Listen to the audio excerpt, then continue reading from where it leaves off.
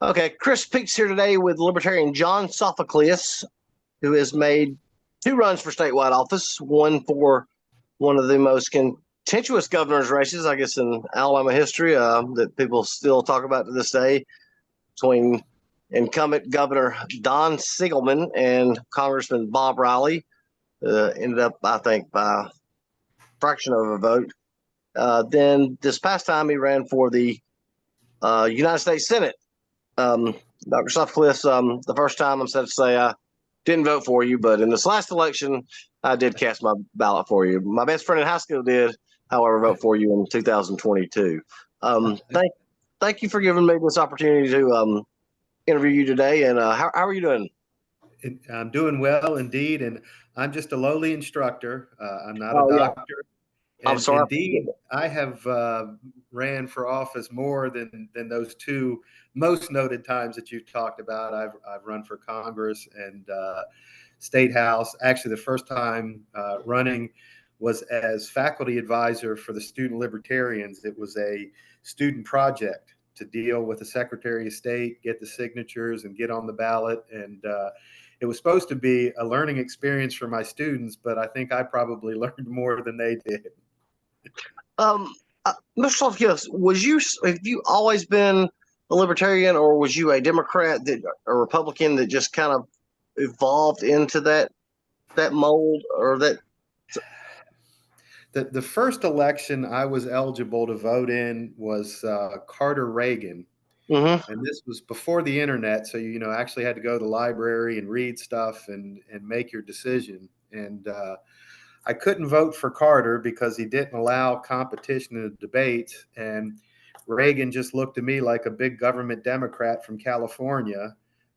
So I really couldn't stomach voting for him either, which of course he turned out to be. Raised debt per capita threefold, didn't really return us to any sort of sound money.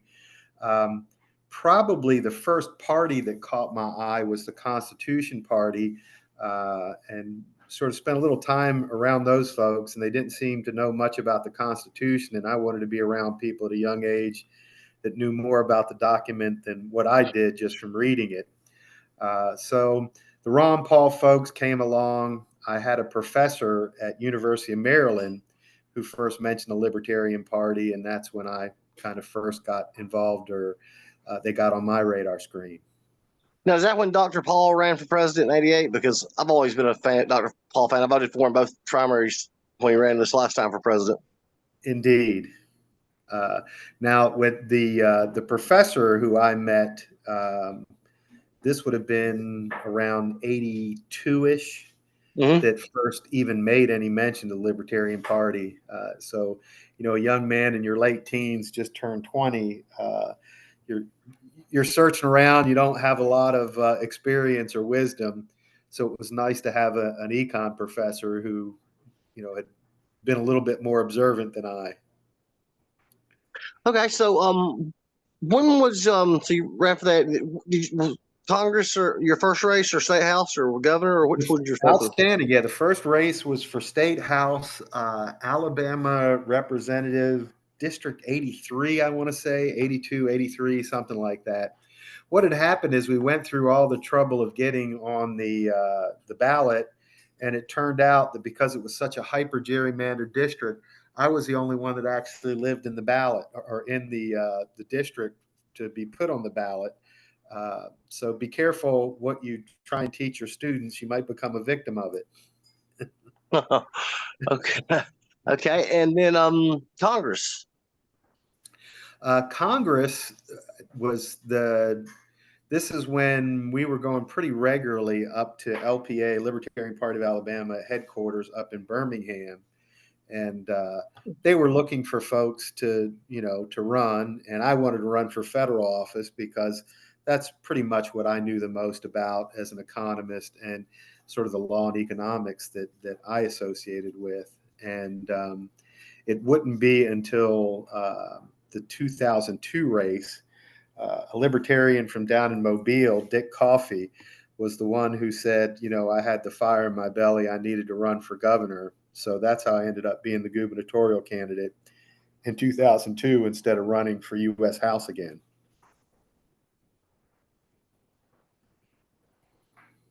instead of 2002, instead of running for what? I had a call. Instead of running for Congress again for District 3 U.S. House. Okay. That race, I remember watching it all night, and then after it's over with, I hate when people say stuff like this, but they're like, well, he calls Sigelman the race. And I'm like, well, first of all, when you have a third party candidate, you don't know, more than likely when they vote for somebody other than the two, that they wasn't going to vote for those two to begin with. So they wasn't even going to vote. And then they probably would have voted for the Republican. So you can never say somebody, a third party candidate, calls somebody the race. And what hubris to think that, folks have to vote for the duopoly. Chris, I wish I had kept the emails. When Sigelman was announced the winner, my box got bombed with, well, I hope you're happy you got the Democrat elected. And then when the race was rigged down in South Alabama and Riley was determined the winner, my box got bombed and said, I hope you're happy you got the Democrat elected. Because if I care which authoritarian wins, right? The libertarians tend to champion more the productive people. So if you're the host, you really don't care which parasite is sucking you dry. But if you're one of the parasites, you care whether the blue parasite or the red parasite is the tick that's sucking the blood out of the host. George Wallace once said there wasn't a dime's worth of difference between the two political parties. And at the time, I didn't really understood what he meant. And as I've gotten older, I know exactly what he meant. So George Wallace was the consummate politician. All he cared about was power. And, if he had to woo the black vote to win, he'd do it. If he had to thwart the black vote to win, he'd do it. He wasn't one that, cared much about who he was trodden on as long as he got to keep the reins of power. Yeah, it's amazing when you look at his career. I'm somewhat of a Wallace student, and I did a podcast on him one night. It was called Chris Peak Tells the Unknown Story of George Wallace, and I explained what happened in the 58 race, and then what happened in the 82 race when he won 30%, 35 or 38% of the black vote that ended up propelling him to victory. But anyway, another topic. But so after the governor's race, you had something very strange happen to you. Well, there's all sorts of interesting things that happened during that race. Indeed, of course, we had major party status, and a federal judge said that the Alabama Public Television could discriminate against us, even though there was no precedent, there was no reason for anybody who had ballot access and was should have been allowed on the debates. There's so many other things that, you want to talk about. When I decided to run, I didn't get rehired at Auburn University. I was pretty good at what I did, so I pretty immediately was asked to go to work elsewhere. As a matter of fact, just another campus of Auburn there, Auburn Montgomery. But we have a pretty despicable character. I call him Felon Hubbard. You may remember the Speaker of the House. Very well. Who finally got ousted. But Hubbard was in bed with guys like Riley and Louder, and they wanted to make sure that, I did not get rehired. And they've sort of been at war with the folks who are small government that champion markets. I mean, what they did to the Von Mises Institute, to where they finally felt they had to get off campus. There's a lot of things that go on at Auburn University. The more corrupt you are, the better paid you get as an administrator. Okay, so first of all, they cost you your job. Was it during the middle of the election, or after, or before you announced when you was asked to leave? I was asked to leave when it was known that I would be on the ballot. So I had to be out by August. Of course, the election wouldn't be until November. And there's a lot of things that have gone on just with the economics department at Auburn in general. They're very, not just pro-market, but they believe in transparency and explaining things that are going on. As a matter of fact, the most recent chair won a $500,000 lawsuit because he was removed with malice by a corrupt dean. And this dean was so horrific. He made sure that an English instructor was not rehired because he claimed she was a witch. And Oh, Auburn University settled, but they still kept this corrupt administrator around who is still making $27,000 a month on the backs of students and taxpayers. Last I checked, I know you do your homework, keeping up on pay of folks in places like the PSC, so you're very well aware of how the more corrupt you are, the better you get paid if you're part of the Politburo. is there anything illegal about being a witch that keeps you teaching? That was just the first thing that came to my mind, or anything that bars you if you was a witch. Well, first, Auburn's a pretty lawless place. And I mean, she wasn't a witch. She's a very dear lady, a very accomplished English professor, although she wasn't tenure track. My eldest goddaughter was how I found out about it. And she called me up and said, you know, Godfather, I can't believe that this is happening at my alma mater. Do something about it. So we got the attorney who took all my stuff up to the United States Supreme Court to get him into federal court. And I'm not sure he ever really understood the can of worms he was prying off. So they were very happy to settle it and shut up. So, you know, the suffering continues. I've kind of been associated with 4 lawsuits against Auburn University recently. 3 have either won or settled. The last one is against, well, he was a dean at the time. Now he's the president of the university, who has done similar malicious things that are going to be decided in the court.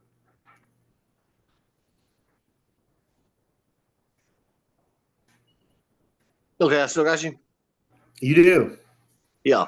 Okay. Sorry, phone call cutting in. The last I heard was Don something who was president.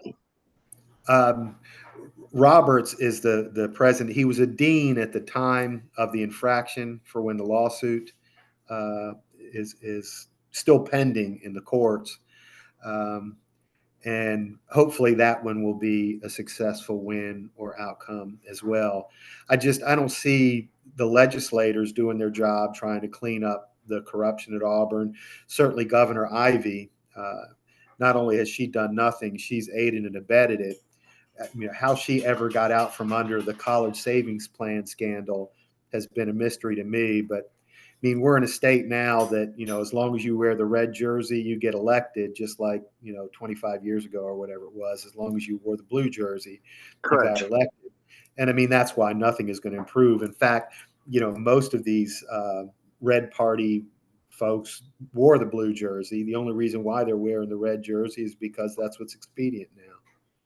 Yeah. One legislator told me, he said when the supposed takeover happened in 2010, when you came back in 2014, 2018, it was the same people. They just had a different letter beside their name. Indeed.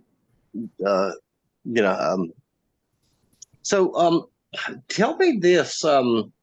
There's and I don't mind. At first, I was kind of scared when I got into this because I would end up dead somewhere. But somebody told me as long as I kept enough light on me that I would be okay. There's a clandestine group called Matrix. Indeed.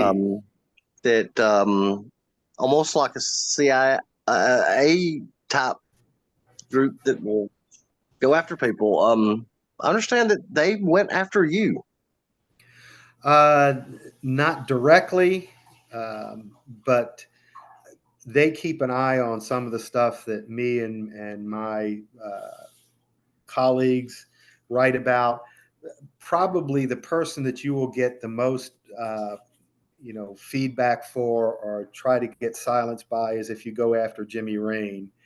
And we've been going after him on the board of trustees with this new center that he's basically put his name on and not had to pay anything close to what is the norm. And we've basically made, deluxe condos for Louder and Rain and, the Politburo members on the backs of students and taxpayers. One inside informer said that one of my columns that really outed what was going on with Louder and Hubbard and Rain they spent almost $1 million, doing their social media games to trash people and make sure your link doesn't get shown, et cetera, et cetera.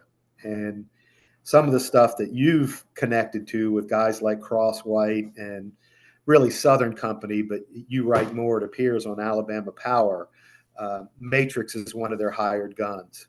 Just like, political columnists like Steve Flowers, who was getting paid $90,000 a year at Alabama. Why is Alabama paying $90,000 a year for a political hack to write, all their stuff, trying to keep the Politburo in power? So I understand that they try to seize your property of eminent domain. Well, now eminent domain abuse is a different animal. So we were made homeless early January of 1999, and of course, when we asked Bob Riley, who was the congressman in our district, we could never get an answer, Chris, whether it was 90-10 or 80-20 money, but mostly federal government money. That's how it was easy to get it into the federal court. But Riley said, the road is coming, get out of the way, which we promptly said, okay, you let them live in your house. We'd like to live in ours before we have our day in court and, decide how much or how little money we'll have to move elsewhere. Sigelman's quote on that was kind of famous was, we'd like to give property owners their rights, but it'd take too much time. So when you have politicians that are willing to be openly that vulgar about, just taking property, it's pretty scary. So yeah, Chris, I got to drive by my home. I held legal title to and paying taxes on to see other people living in it after they had lied in federal court that they were getting us out so they would raise it immediately. We even submitted to Judge Myron Thompson's court, so it's not going to go anywhere. He cares so little about civil rights. We showed the power bill of them using power in our home months after it was supposedly to be raised. So we caught them in perjury, and the federal courts would do nothing. I guess the abbreviated version is, we lived at the end of college just outside of Auburn University, where it ends in a T at US Highway 280. And they said that our 3-bedroom, 2-bath house, I'm kind of a redneck, I had a nice little shop, was worth $59,800. We said, fine, find us a 3-bedroom, 2-bath house with a nice shop I can fix my cars in on about an acre of land, and we don't care if you pay $1 for it, right? The law says that they're supposed to replace or reproduce what is taken. Well, they didn't like somebody, especially our corrupt probate judge, who wasn't following bonding requirements and all that other stuff. We had people coming onto our property, burning fires over us, crushed our sewer line so we couldn't use a bathroom. It pretty much came to loggerheads. As a matter of fact, Chris, this is about the 25th year anniversary. When the bulldozer came a little too close to the house, I came to my porch with an M14. You should have seen the look on the bulldozer's driver's face change pretty immediately. So they basically went outside the eminent domain code to because they knew we wouldn't be able to do things in time to stay in our house. They threatened us with a $10,000 a day fine if we stayed in our house. Our attorney wasn't brave enough to do what we asked her to do. So when we finally got to federal court and they asked, well, what do you want, Mr. Sophocles? I said, $10,000 a day for every day you made me homeless. And you could see the little Soviet attorney kind of gulp and say, well, that's excessive. Where'd you come up with that number, Mr. Sophocles? I said, I didn't come up with it. Y'all did.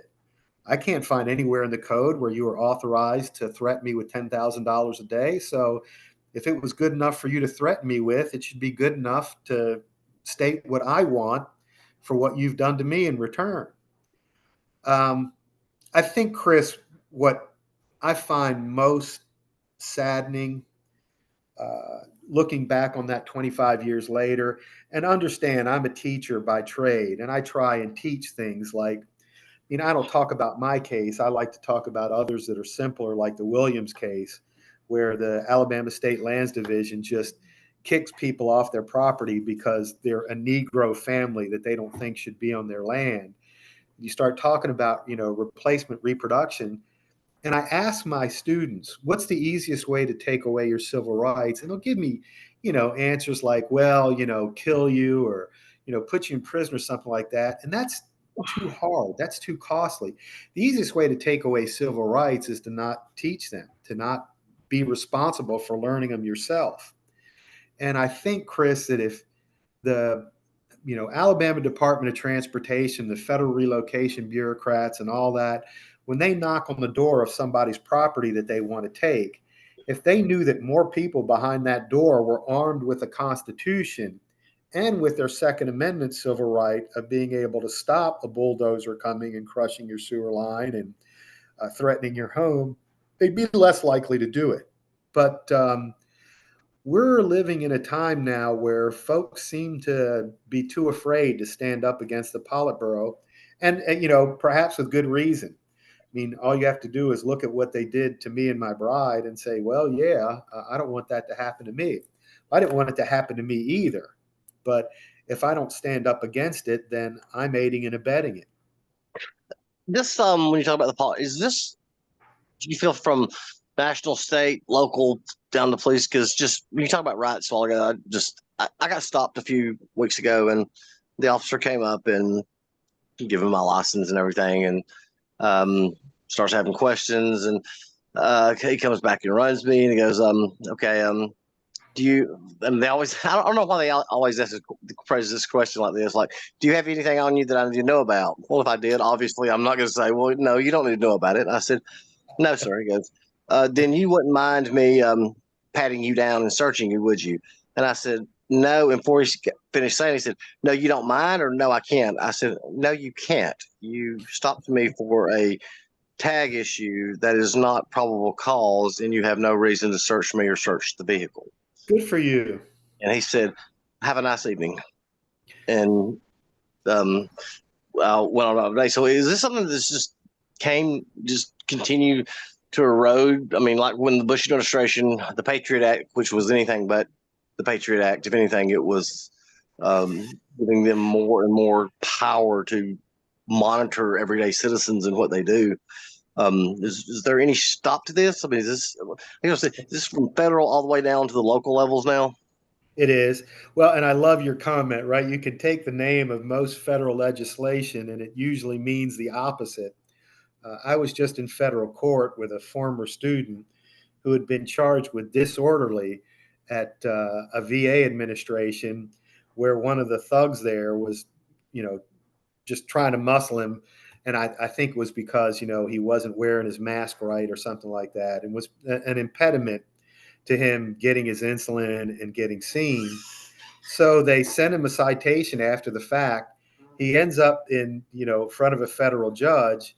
And just me being there to say, okay, demand a jury trial, put such a monkey wrench, right? They had to call in a court reporter and all that. And I mean, all I wanted them to do was to have to work hard for that $250 that they were trying to steal from him. And if more and more folks did what you did and did what, this young man did, they'd stop bullying people. And it would be too expensive, too hard to bully. And so, the Constitution I read, it's in excess of $20. So you can demand a jury trial. The judge refused him a jury trial and said, well, you can only have a bench trial. Well, thank you, Judge, but the Constitution begs to differ. So we were really blessed that one of the public defenders saw the pleadings and just submitted to the court a beautiful response that went back to the Federalist Papers to 1787, 1789. Thankfully, this young man had a pretty good video to show what the bully was doing to him. And so the judge had to dismiss it with prejudice. And I don't know whether he'll end up disciplining this person at the VA. I hope it does, because that's the only way it's going to end. But what you did that night with the officer was important. The problem is there's not enough folks that are doing that. So it's easy pickings for them. Yeah, I had another one years ago. It was one morning, and I had a knock on the door, and I go and look through there. I thought it was my neighbor, and I open the door, and look down. There's a man with a badge on his uh, belt and two uniformed officers, and they said, "Is such and such here?" Some lady, and I said, "No," and they said, "No, she's not here," or "No, she doesn't live here." I said, "No, she doesn't live here," and they said, "Then you wouldn't mind us coming around and taking a look, would you?" And I said, "Do you have a warrant with you?" And he said, "No." I said, "Then when you have a warrant, then you can come back and look around. Good Otherwise, for you. have a nice day, officer," and close the door. And I guess a lot of people are tricked, or they don't know, or it's. I mean, Well, and whatever else they find that, has nothing to do with this lady, do you really want to subject yourself to this? I had a friend up in South Carolina. I worked for Ford Motor Company for 10 years, and before I took my vow of poverty to teach, and he had to get fingerprinted for some ability to be hired. I forgot exactly what it was. So he turns his fingerprints, and he's coming up as, doing all these, terrible things because they read the fingerprint wrong, or, I mean, somehow a mismatch. So why would anybody want to subject themselves to that, uh, and then have to spend, gobs of their time and money clearing themselves for something that had no business happening? The nice thing about what you did with, the officer on the stop, or with, asking for a warrant to come into your house, it's efficient. Why should this guy be shaking or sniffing you down or rummaging through your house when there's other things that actually have been wrongdoings that, gee, why don't you go address them? Because clearly, you've barked up the wrong tree, pulling you over or coming to your house. That sort of sagacity, I think, from everywhere down to the, lowest employee to the highest administration, is at fever pitch now. And I don't see it changing. And I don't see folks that display that kind of sagacity getting rewarded, Chris. I think that the more you end up generating revenue matters more than whether you're being just. um, I've had a turn of events here recently that's really gone favorably. I never thought would turn into this. That if it continues to go this route, I'm going to have one of the state online journals that will actually be able to combat, or probably I will no longer, I will no way have the funding that they will, but will be somewhat on a playing field of the fake news, Yellowhammer News. I call them the fake news, yellow journalism, state-run propaganda mouthpiece for Matrix, Yellowhammer News, We used to call it Yellow 1819. Hubbard. Yeah. And then I'm sure you followed or have heard of what happened up in at the Savage Station with the mayor, Bubba Copeland, or Smith something like Station, that. The Smith indeed. Station. So I immediately go on there and I wrote an article blasting them like, you know, why were you, why were you, why is this news? Um, you know, why did you care? Why are you reporting on this, first of all? And how did you even find out about it? How would you go about investigating it? And, the thing that they said, well, the other stories are going to come out. I said, okay, I'll wait for them. And these two women say he used his likeness on a porn site. And I'm like, okay, you said there was going to stuff come out about minors. Well, no, this stuff's still going to come out. I'm like, well, it seems convenient now that this stuff is coming out after he's dead. And I'm not saying it's not true, but why was you not reporting on this right here? If this right here was the case, if he was committing these kind of crimes, why are you committing on this? I guess the libertarian part of me is, if he wanted to dress up like a woman inside his home, I don't really care about that. Sure. And then it's up to the congregation, which, of course, once, he was honest about how he was living, then the congregation can decide accordingly whether they want to keep him employed or not. When I first met Bubba Copeland, gosh, I want to say about a dozen years ago, I just knew him as a small business owner, had a grocery store. I mean, later I'd find out that he was a preacher. He seemed like a decent man. And then he started hanging out with the most corrupt in our county. Um, two commissioners in particular, and you could see the spirit in him change. I'm pretty regular attending county commission meetings. I'm going to retire in April, but if you watch it for a while, you start to see who the players are, what they stand for, and some of the stuff, the corruption that was going on with the Smith Station Fire Department and all that. I think that I would have preferred more attention to that stuff than him being dishonest to his congregation and all that other sort of stuff. But ultimately, I was not surprised. Anybody who was willing to be as dishonest as he was in his public life, it certainly did not surprise me that what was going on or how it appeared he was, hiding his private life. And that's one of the big problems in Lee County, and I think throughout the state and nation, is more folks are interested in obfuscating and not shining light on what they're doing, and we would have folks just go down to Smith Station to try and get copies of the budget, and Bubba would obfuscate and seem to get nervous, and a little 5,000 population town shouldn't have a budget that's hard to follow.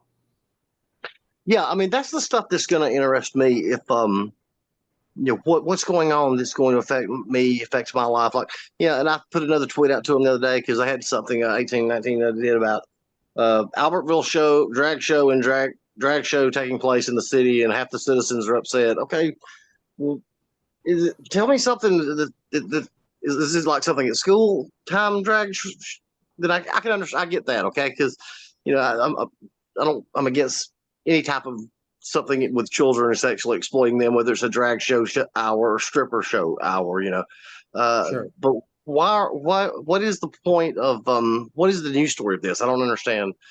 To me, it's nothing but to our people that our media has got to a point that they are using nothing but hot button issues that keep people diverted from what is really taking place and what is really important to them. Well, and what happens far too often is go beyond reporting. I don't care if you're reporting on a LGBTQ, or I'm sorry if I'm getting the acronym wrong, rally, or a Klan rally or whatever. Okay, is it newsworthy to say this is what's going on at this place and how the local citizens think or reacting to it? Okay, but what's after that? What's there to tell?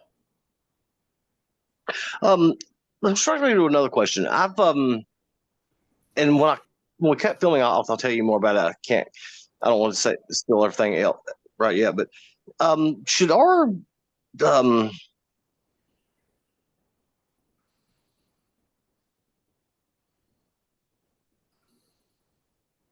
calls come in? Should our court system be appointed by the governor and nominated by the governor and then appointed by the Senate or affirmed by the Senate or House, what have you, instead of being elected? Because then we have PACs getting in there trying to influence it. And what if a judge just makes a decision that is constitutionally right, but the voters don't like, and they vote him out of office? It seems that this is the wrong way to be picking our justices.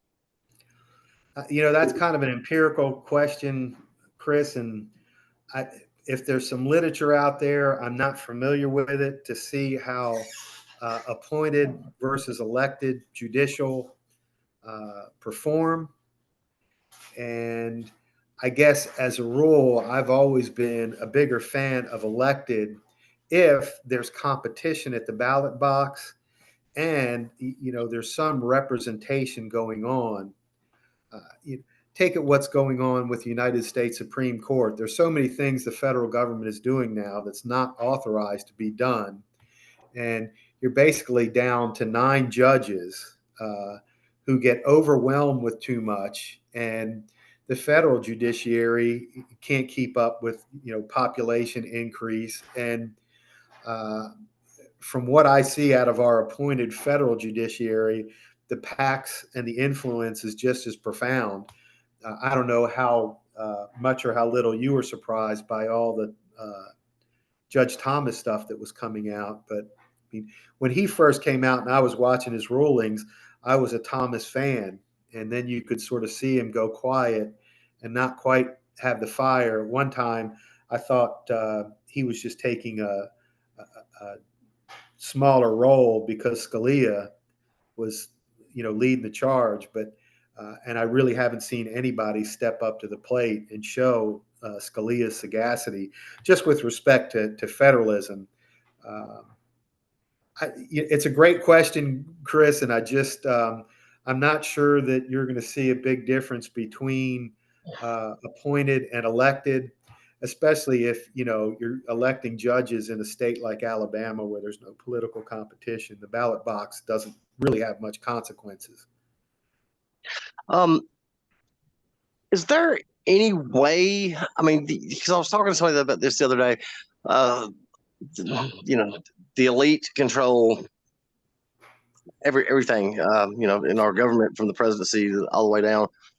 And is there any way to put it on a level playing field? Like, you can only donate $100 to somebody, or you can't donate donate money. I mean, because when you look at this last presidency race, and what was $2 billion spent on that. I remember a couple of years ago, Rick Scott spent $100 million of his own money for a job pays $175,000. Just, you're an economics professor, or teach instructor. I'm not. I know that the math don't add up there, that you're spending that much money for that job. Well, I think that a lot of folks, when I ran, appreciated me putting donation limits. When I ran for governor, was $1,000, and I had folks that, wanted to donate more, and I said, well, sorry, I'm going to hold to my word. I think if there was more political competition at the ballot box, when folks saw somebody putting those sort of limitations to try and keep the PACs at check, you'd find a different result. Probably one of the things that would illustrate that, Chris, is, prior to the 17th Amendment, senators were determined by the state legislature. Right. Well, now we have them determined by election, and means some Senate races, you see more out-of-state PAC money go in than you'd have ever dreamed of. And I think it would have been, a little bit more difficult to pull that off if legislators were determining who your senators were and supposedly know, politics and players. I mean, the whole reason for the Senate was to, represent your state. The House of Representatives, well, I mean, look at how skewed the number of folks in the House is towards, states like California and Florida and, New York, those high population states. Another big problem there, why you see so much money in politics, is the House of Representatives isn't very representative anymore, thanks to the 435 limit. So since 1929, populations increased, but our real representation has just further and further degraded. And obviously, you're going to see more money in politics. You just have to buy off 217 people in the House now to pretty much get whatever you want. And then, it goes up to a Senate that's pretty much controlled by big money, because take Katie Britt, right? She's a big government Democrat wearing the red jersey, just like her mentor Shelby was making $574,000 a year from the BCA. So we don't need lobbyists. We just directly put them in the Senate. And I mean, she's a very effective political prostitute. Yeah. She got like $5 million of Shelby's money. He transferred over or something like that to her. Yep. So, we talked about that. Let me ask you some economics questions now. Two on the subjects, which that I don't understand. I can't comprehend why something 200 years ago cost 50 cents, and today it would cost $5 million. What happened? Like, did it have the gold standard, or what happened with our money, our fiscal policy, were like in the 50s or 60s. My grandfather worked one job and it took care of four people. And now you've got two people that's working four jobs and it can barely take care of three. Sure. Well, I mean, the path there, I guess there are a few watershed moments in that economic history. In the early 1860s, the Republicans gave us the first fiat currency, the first federal income tax, et cetera, et cetera. When Southerners returned to Congress, they started to reclaim our currency and make it sound again, abolished the income tax in 1872. It doesn't rear its ugly head up again until 1894, which gets passed without the president's signature, President Cleveland, but it makes it to the Supreme Court. Supreme Court in 1895 rules the federal income tax unconstitutional. Everybody knew it was unconstitutional. Of course, the way around the Constitution was the 16th Amendment. So students seem to think that we've always had a federal income tax. We have not. And of course, unskilled labor, because it's more competitive, ends up bearing more of that tax. So that's why I think people are finding it harder and harder to live well, as with respect to the income tax. Now, with respect to money directly, so you had the Republican event in the 1860s, it's reclaimed. Then you have this guy named FDR. Mm-hmm. And one of the reasons why, when you read the Constitution, you see $20 so often is that was the standard. 20 green and white slips of paper equaled 1 ounce of gold coin. So if you started to get too crazy with, printing money or devalued currency, you'd see folks saying, gee, I want to hold these coins because I'm afraid of what you're doing with the currency, and vice versa. Well, when you have this sort of event, you have two big government authorities, this guy named Hoover and then FDR. Well, Hoover is the first one to take advantage of an unrepresentative House, and now we have the income tax. So the federal government was designed to collect its revenue from tariffs. Now you could raise tariffs, and when you get on the downside of the Laffer curve, what that means is your rate is so high, your revenues are going down. Well, no big deal. We'll just raise the income tax and saddle American workers even more. So what that does is it makes the price of our exports higher because all that stuff embeds in the price of our exports. And now anything that's coming in, if you have a ridiculously high tariff, the argument usually by most economists is, as long as we had a low uniform tariff of 20%, you didn't see, states wanting to fight each other and cane each other on Congress, all that floor. Well, instead of backing off of that high tax, FDR devalues our currency. And now he says 35 green and white slips of paper for every ounce of gold. So he almost cuts the value of the dollar in half in one swell poop, whatever you want to call it. So imagine the difference of saying you're going to get 20 for every ounce of gold to now 35.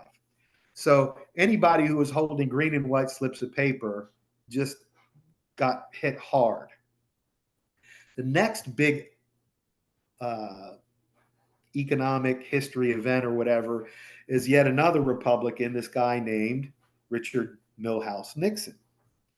So Nixon is doing all sorts of wonderful things.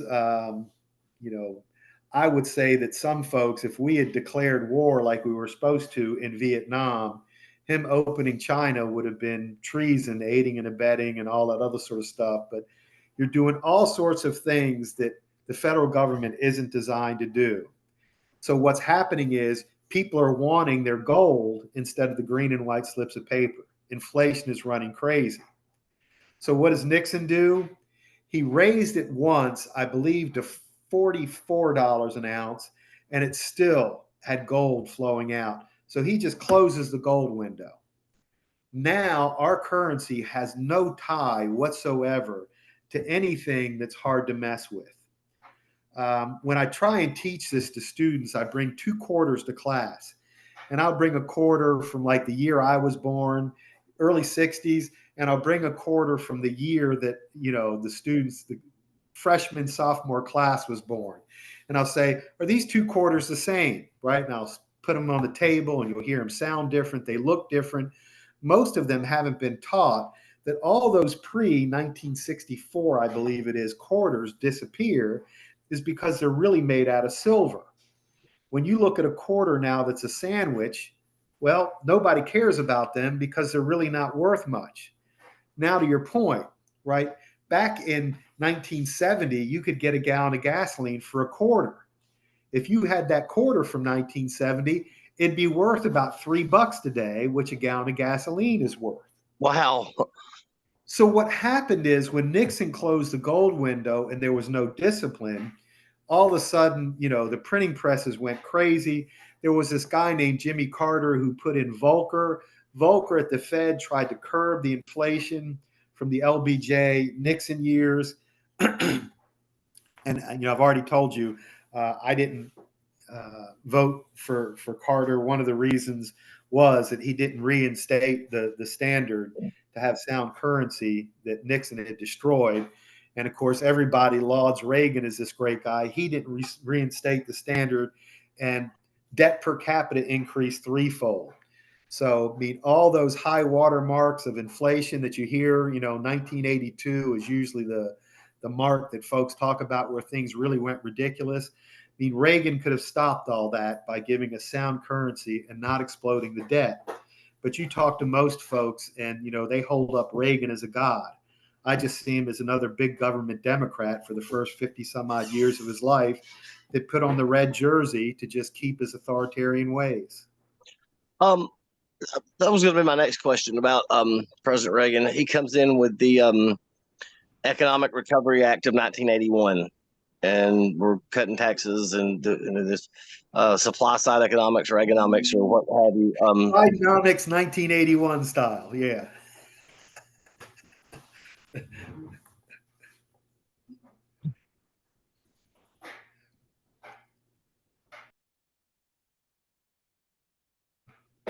I've lost you. Can you restate the last 30 seconds or so?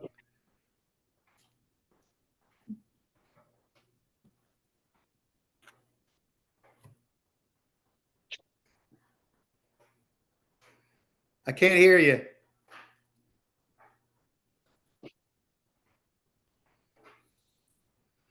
Are you muted?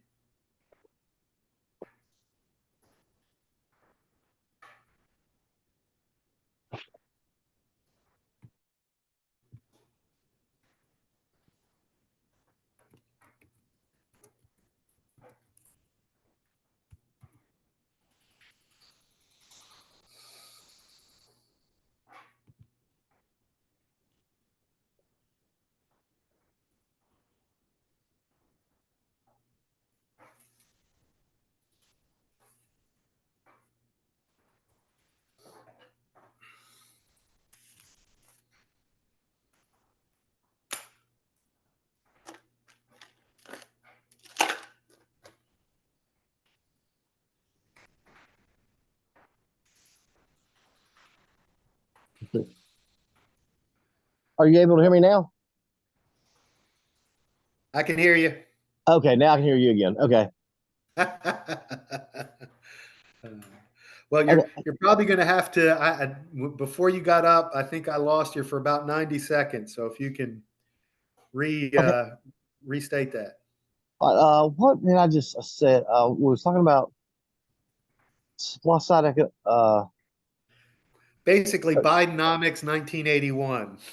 Yeah. So, how was that supposed to work? Was supposed to cut the marginal rate of tax rate, and by bringing that, they would allow people to spend more money, which would supposedly increase revenue, and therefore would increase taxes and bring the standard of living up for the bottom part of the economic graph. Is that the gist behind the theory?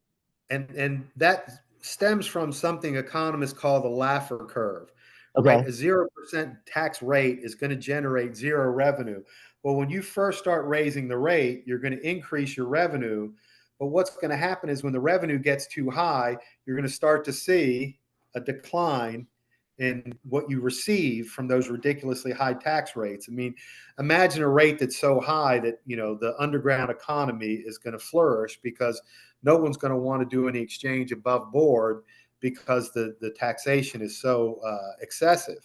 Now, with respect to Reagan, and I think he was correct where he was on the Laffer curve.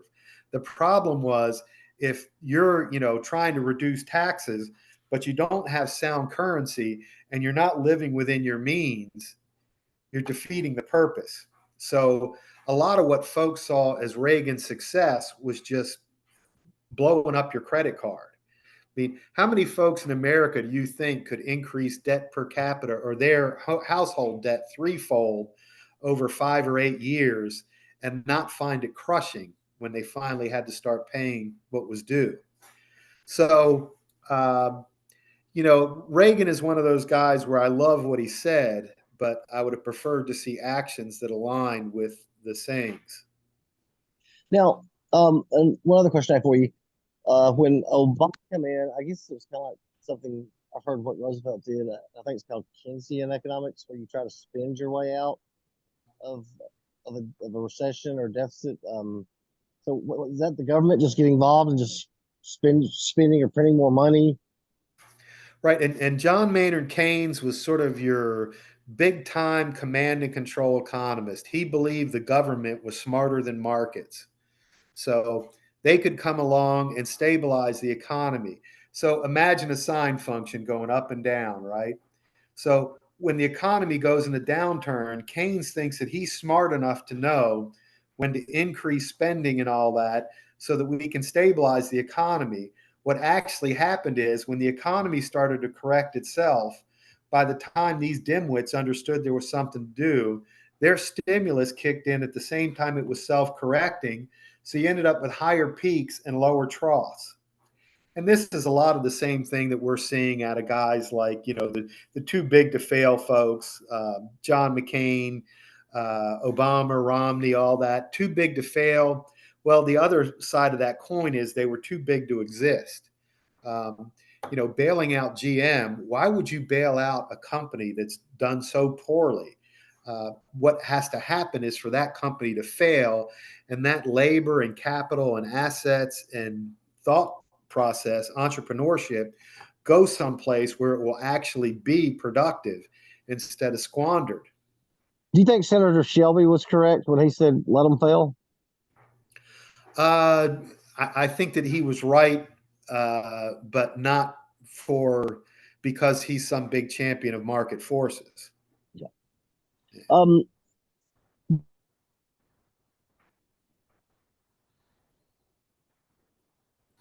Sorry, these phone calls keep coming in. So the other question I had for you regarding economics is we have got to a point now, like I laugh when I hear the far right talk about socialism. This is socialism. Well, our whole country now is involved in kind of some type of socialism, whether it's Social Security, Medicare, the Ryan White Act, food stamps. I mean, there's social programs existing everywhere. Is there any way for a free market economy with social programs to coexist Well, and successfully? they were designed to coexist. The problem with a lot of the federal stuff that you're enumerating is the federal government was never designed to address it. We were supposed to have state economies that would, constantly be trying to adjust and find better ways to do it.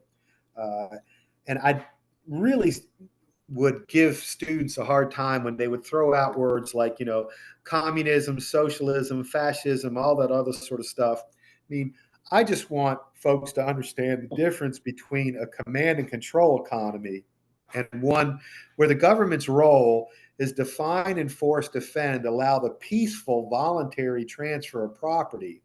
And then you'll start to see things allocate to higher valued uses. So, I mean, I'm a Christian. I don't really have problems with, folks being in communion with one another. I have a problem with it being imposed. Forced socialism is different than folks who voluntarily are engaged in these social contracts and relationships that do not have the force of government driving the result. Hope that makes sense. It does, because if we did not have so many of these things in place, would that not allow people? Because like when people come to me all the time wanting me to give to this group, they need the money, this blah blah blah. Well, if I didn't have so much money taken from me already, then I might be able to do it. But I can't. I'm already given enough for this. If people didn't have to pay as much into that, would they be able to help more through churches, nonprofit organizations, what have you, take care of the people less fortunate? Absolutely. I mean, look at how heavy laden we are with bureaucrats at the federal level. Whether you're talking about SSA, Social Security Administration, Housing and Urban Development, Environmental Protection Agency, all these things that are supposed to be done at the state level or just simply done privately. I mean, in my home state of Maryland, the Catholic Church was one of the biggest players with respect to doing those things. Probably one of the more difficult things to get my students to understand, Chris, was it's the corporate welfare that fails, that gives the hue and cry for social welfare. When Hoover does his big, tax policies, and many times, right, with a ridiculously high steel tariff, putting in a high timber tariff, all these, and I mean, the Constitution says the tariffs are supposed to be uniform, not used to pick winners and losers. Those ridiculously high tariffs, when that generates the collapse, then folks want to hue and cry for, food stamps or rental allowances, Section 8 housing, all that other sort of stuff, where you would see a much more stable economy if it was not for these distortions, this disuniformity, picking winners and losers that our country has been mesmerized by far too long. So the next question I had for you was regarding threw me off there about oh yeah, a lot of people are going to jump and say, oh, I'm making a racist statement or something, but I'm not. The 14th Amendment, which applied the states, which ended up applying the Bill of Rights to the states. Do you think that was an unconstitutional amendment because it took away the power from the states and gave Well, it? and the 14th Amendment is what's shepherding this thing called the incorporation doctrine, and they pick and choose what Bill of Rights get imposed upon the states. So many of those things came out of the hegemony of the war between states. The 14th Amendment is kind of moot if you actually deal with the first 10, some folks want to say 12 in the Bill of Rights. If you want to start, the 13th Amendment has rarely been applied where there's, some person of color, an African American involved. The 13th Amendment has been used to protect corporations as individuals. And when you put that in place, you understand why, because the Republican Party has been sort of the command and control Soviet party that wants to redistribute wealth to corporations. A lot of this discussion with Trump and the 14th Amendment, well, a lot of that had to do with the folks who, fought for independence from 1860 to 1865, and the Republicans did not want to have to compete with them again. So, I mean, there's a lot of stuff that, that's far too loaded a question. I could tell you to read John Taylor's book, Union at All Cost, where he sort of shepherds through the dynamic and what the Republican Party was all about. But I mean, the Republicans are the party that put us on this Soviet path of a forced coalition. And, Alabama is one of those states that's, let the Republican Party back in without a fight instead of replacing the modern Democrats. Frankly, the modern Democrats just got tired of losing to the Republicans. So they out-Republican the Republicans, and it ebbs and flows. I mean, my state, Maryland, was hardcore Republican. The Democrats took over. I moved to South Carolina. It was hardcore Democrat. Then Carroll Campbell and the Republicans came in. Well, So I came down to, Alabama thinking, okay, maybe they'll make a stand here. They didn't. Right. Another 7, 8 years later, you saw the same thing here. The Democrats were giving way and the Republicans were getting put back in power. So the Republicans, um, contrary to what their hardcore followers believe, calling the Democrats the Marxists, they're truly the Marxist type, or well, Soviets, I guess, really wasn't true. I mean, Marxist sense, but they're the ones that are the communists, so to speak, or Soviet style government, so to speak. Absolutely. Marx held Lincoln in high regard because he took independent nation states and forced them into one coalition. Russia pre-Soviet was about 2,000 geopolitical units, and they were mostly held together by the Orthodox Church. So Marx knew he'd have to, kill the church, get folks less interested in that, and make government their god.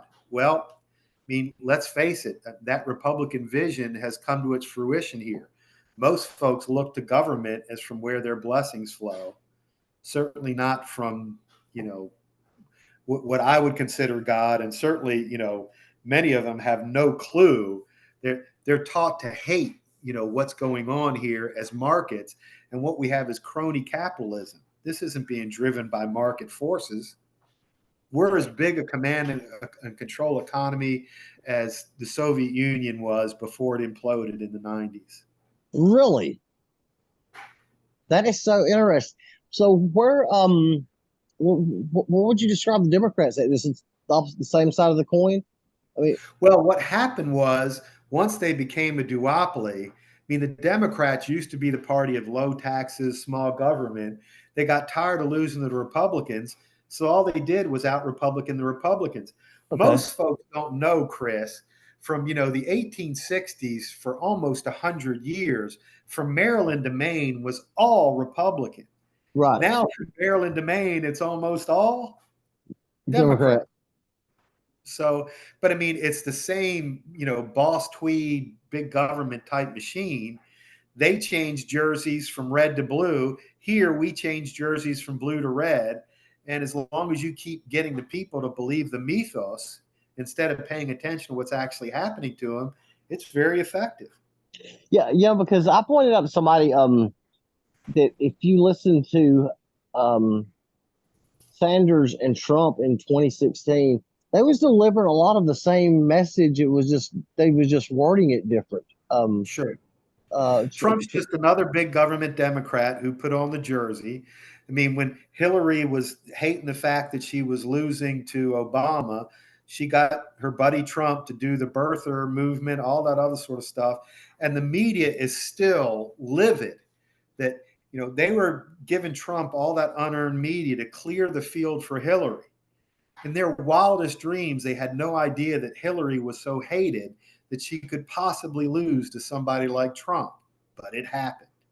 Yeah, I told somebody the other day they just hated Trump so much, and I said, "Look, I don't think will probably be." Sorry, cut it again. I said everybody up there would probably be up under some kind of federal indictment. He said, "Why do you think they're going after Trump?" I said, "I think they're going after him because he was never supposed to win. Hillary Clinton was never supposed to lose that race." Well, and now we just want to make criminal behavior acceptable. And, to me, I'd love to see the Biden and the Trump crime families behind bars. Do you think it's going to happen? No, absolutely not. I mean, no. I mean, it's the same thing with the Raleigh crime organization here in still running Alabama. Absolutely.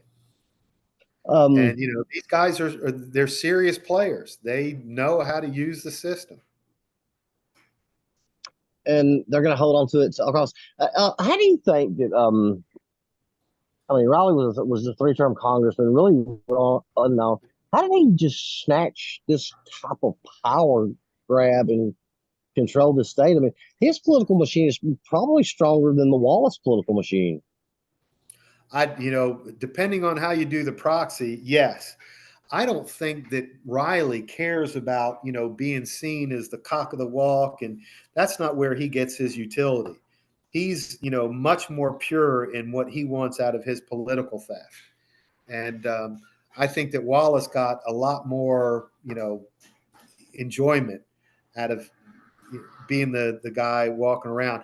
I think if anything, Riley has wanted to stay behind the scenes and folks not even know or forget or clearly not see the wealth transfers that he proffers. Yeah, because somebody I've told me and I've looked up that like, and I believe this now that what you said about Wallace walking around, Wallace was more motivated by power. Like his brother Gerald Wallace made more money than Wallace ever dreamed of when he was head of the ABC board as Wallace did as governor. Some people were motivated by women, some people motivated by power, some were by money. That Wallace You bet. was power and be seen. I think that's all the questions I have for you, Mr. Sophocleus. I do want to take some things off the camera though. We cut. Is there anything else you'd like to add? No, and your timing's impeccable. I've got a Okay. 3:30, so I need All right. 10 All more right. minutes and we'll talk. All right. That's all I need is about that. And let me right here.